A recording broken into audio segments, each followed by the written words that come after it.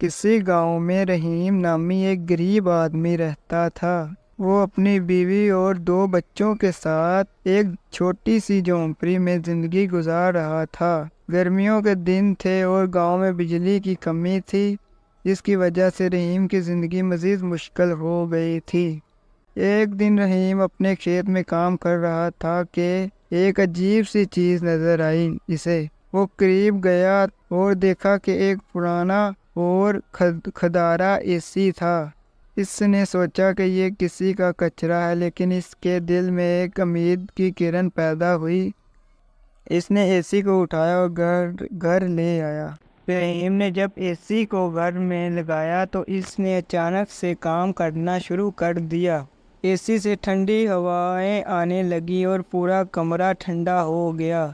رحیم اور اس کی بیوی حیران ہو گئے کہ بغیر بجلی کے یہ اے سی کیسے چل رہا ہے۔ رحیم نے فیصلہ کیا کہ وہ اس جادوئی اے سی کے راز کو جاننے کی کوشش کرے گا۔ رات کو رحیم کو خواب آیا کہ اے سی کے اندر ایک جادوگر کی روح ہے جو لوگوں کی مدد کرنا چاہتی ہے۔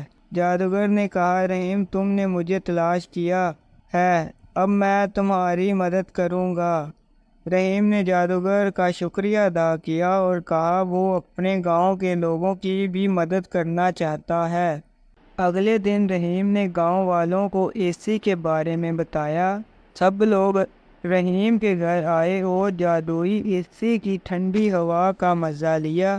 گاؤں کے بچے خوشی سے چہکتے پھرتے اور بزرگ بھی راحت محسوس کرنے لگے۔ رحیم نے جادوگر کی روح سے وعدہ کیا کہ وہ ہمیشہ ایمانداری سے زندگی گزارے گا اور دوسروں کی مدد کرے گا۔ یوں جادوئی اے سی نے نہ صرف رحیم کی زندگی کو بہتر بنایا بلکہ پورے گاؤں کے لوگوں کی مشکلات بھی کم کر دیں۔ گاؤں والوں نے رحیم کا شکریہ ادا کیا اور اس جادوئی اے سی کو گاؤں کی خوشیوں کا ذریعہ مان لیا۔ اخلاقی سبق: رحیم نے سیکھا کہ مدد کرنے اور ایماندار رہنے سے زندگی میں خوشیاں آتی ہیں اور اس کا گاؤں ہمیشہ خوشی سے رہنے لگا۔